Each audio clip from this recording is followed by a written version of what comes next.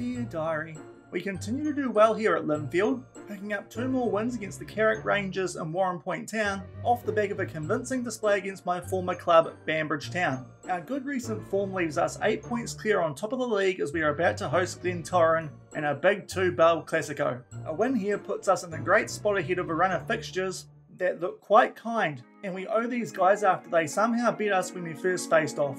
Time for revenge. Until next time.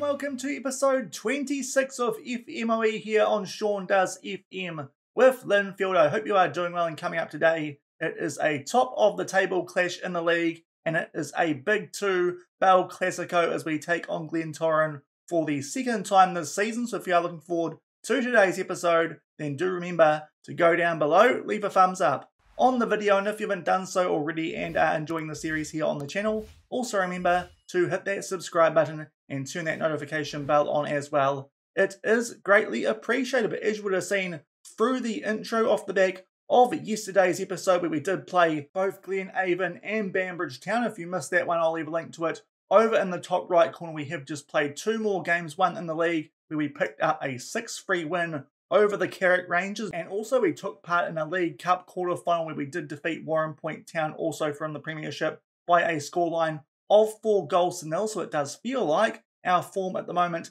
is quite good. Now we have an 8-point lead on top of the league table, and also we'll be facing today's opposition at the start of December in a semi-final of that League Cup. But today the priority is on the league, because a win here would put us in potentially a very, very good position just over a third of the way through this league season. As you can see, 8 points clear of Glentoran. Obviously still that situation where Larne do have some games in hand, but at the moment they are still mixing their form quite a bit. And also, off the back of this game in the league anyway, against Glentoran coming up today, our fixtures off the back of this do look quite kind in theory. Cliftonville and Crusaders away could be a little bit sketchy, but on recent form, I'd like to think we can pick up some points at the very least in those fixtures. And off the back of that, pretty much until the end of December, our run of games does look quite suitable, taking on teams down in the bottom half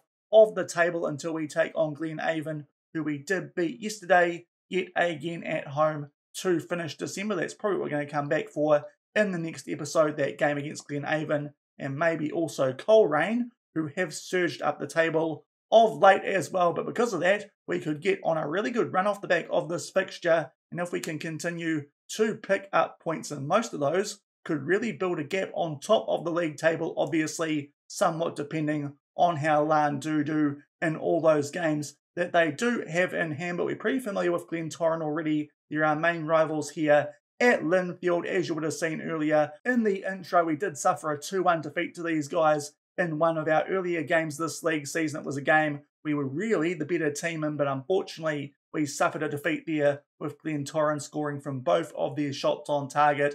Felt like we got a little bit FM there away from home. Hopefully we can turn that around in this one at Windsor Park. And in terms of our team going into this one, we are full strength as well, so no issues at all going into this rematch from earlier this season. Hopefully we can pick up our first derby win here at Linfield, and we'll come back with the action shortly and hopefully build that nice gap on top of the Premiership here in Northern Ireland for the second Bel Classico as we take on Glentoran.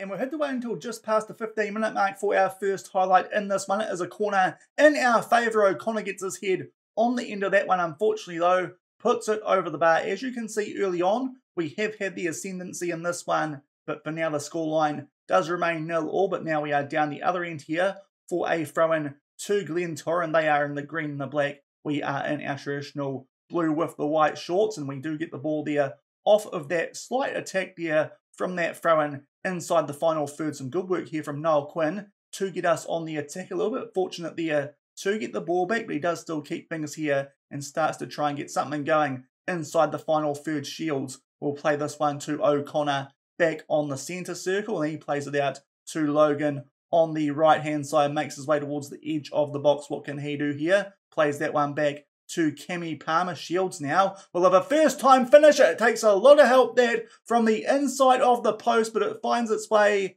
into the back of the net. Honestly, thought that shot was going to have a little bit more power on it, but nonetheless, it finds its way into the back of the net in the second highlight of the game. After a good start, we do grab a 1-0 lead here in this Bel Classico. It's a well-placed finish, gets a fair bit of help from the post, but we don't mind. We go 1-0 up just after 20 minutes. And not too long off the back of that opening goal, we are back down the Glentoran final third here for a throw. McDade tried to flick that one on for someone, but unfortunately, Weber is there to claim that for our opponents, and he will boot this deep. Will the Glentoran goalkeeper, although thankfully, no one putting any pressure at all there on our centre-back. So maybe, if they continue to do that, we can go up to a bit of a high line, maybe in defence, still playing our standard one, which has worked quite well over the past few football managers. We try and put a ball there into the mixer, rather fortunately. Falls for McDade, great chance there for Cooper off the layoff, but unfortunately puts that over the bar. We are all over them at the half-hour mark, but still only 1-0 up. And only a few minutes shy of half-time, our next highlight is another throw-in here inside the final third of Glentoran. We do nearly lose our possession there, but the goal scorer in Shields does just seal things down for us here and plays it back to Logue. And we go all the way back to Johns in goal, who has gone on a little bit of an adventure. We'll play that one out to Niall Quinn. He just takes his time, and yet again Johns is having to come a long way out of his box there and continues to get the ball played back to him. So hopefully we can deal with that sooner rather than later and get it down the right end of the pitch so he can get inside his box where he should be. But Logan will find Fallon here down this right-hand side. Great chance for McDade, but unfortunately that one takes the wrong side of deflection from the post. So a good chance there for us to make it 2-0. Going into the second half, it's been a pretty good first half from us though. As you can see, very dominant and in pretty good control. Slightly concerning that Glentoran have got all of their shots so far on target, so maybe getting a cushion goal here would be quite useful. Of course, it always is, but it looks like one of those games where Glentoran, if they hang in it, could pinch a goal late. So hopefully we can grab another one in the second half, but pretty happy with how that first one went there as we take a 1-0 lead into the sheds. We will just make one change here at half-time though. Joel Cooper out on left wing is just struggling a little bit. In terms of actual options, in terms of left wingers, we can either bring on McCausland and move Stewart out there, or try the big red card machine in Jake Kane in his more natural position. I think that's what we are going to do for the second half. Hopefully today he finally does not get a red card and we'll get things back underway with that 1-0 lead. And not too long after the restart, we have our first highlight here of the second half. It was a free kick to Glentoran. Thankfully, we head that one away, and Logan here gets a good chance to do something for us on the counter-attack. McDade just lingering though in an offside position. Fallon takes a shot, but unfortunately can't quite beat Weber there from long range, and we still are up by only 1-0. And just past the hour mark, I think it's time for us to make another substitution. Poldy O'Connor playing quite well, but is down to a red heart. So we'll play things safe. Mazida Gumbo will come on for him for these last 25 or so minutes. And nearly 10 minutes off the back of that previous substitution, it is a highlight here staying with Glentoran trying to play their way out from defence. A long ball over the top there, and Parkhouse gets in behind Logue, I think. And unfortunately, as we suspected might be the case, we did not grab that cushion goal. And with just under 20 minutes left, Glentoran have grabbed an equaliser. And to be fair, it probably was coming just because we weren't putting the chances away down the other end. Parkhouse, too much pace there for Logue.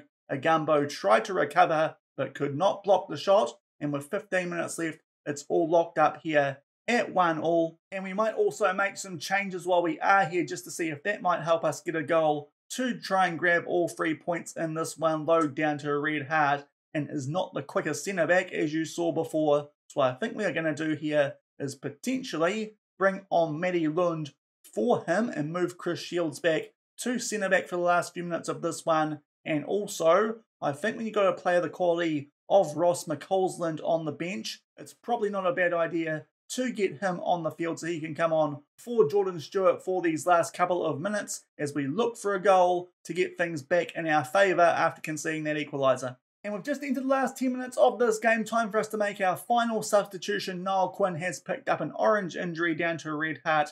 Keelan Reid can come on for him. Connor Sayers is out with injury. That is the only injury concern that we do currently have at the moment here at Linfield. But hopefully in these last couple of minutes we can grab a goal to grab all 3 points. And just about to enter 6 minutes of injury time in this one. We have just upped the mentality to attacking, but it might be Glentoran here with a chance off the back of that free kick, which the goalkeeper did take from inside their box. And Marshall here just gets in behind our defence. We'll play one in here for Parkhouse, gets his head on the end of that, but thankfully puts that high and wide. And we'll see if anything happens here in injury time, but unfortunately it is not going to be the case. Overall, we were the better team in that one, but not that many shots on target compared to Glentoran in terms of ratio, and that is probably what has cost us today, because they kept themselves in that one throughout that first half and also the early stages of the second before they did grab that equaliser with that ball over the top,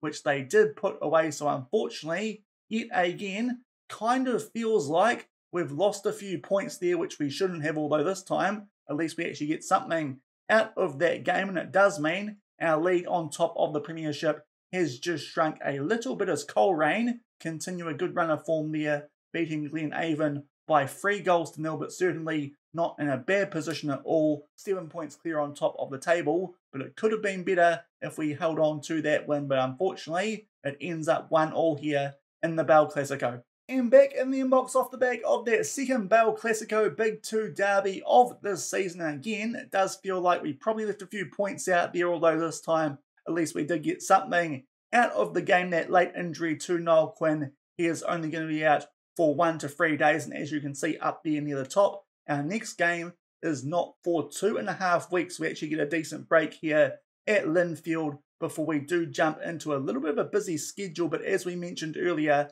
we could go on a bit of a run, it looks like, with those fixtures coming up, Cliftonville, and then throughout most of December, apart from that cup semi-final, which could be interesting with it being a competition the board do not care about, so we can probably rotate a little bit for that one, but apart from that, it does look like quite a few winnable games until we get too late in that month and early January, where we've got a little block there of quite interesting fixtures. So I think that's what might be coming up to end this week here at Linfield on FMOE on the channel. So we'll get for a fair few fixtures before we do come back tomorrow, and we'll probably take on both Glenavon and Coleraine, just because Coleraine have actually been doing a really good job of late and do now find themselves second on the league table. Will be interesting to see if they are still in that position when we come back for tomorrow's episode. But that will do it today, just the one game, but it was a Bel Classico, unfortunately dropping points there at home with a 1-1 draw. If you did enjoy that one, then do remember to go down below, leave a thumbs up on the video, and if you haven't done so already and are enjoying this series here on the channel, also remember to hit that subscribe button and turn that notification bell on as well. And until tomorrow for that Glenavon Coleraine double, which is also going to take place at the start of the January transfer window, so we'll see if we find any more funds to do something in that as well. But until that double header in tomorrow's episode, thank you very much for watching, keep on keeping on, and I'll see you then. Cheers.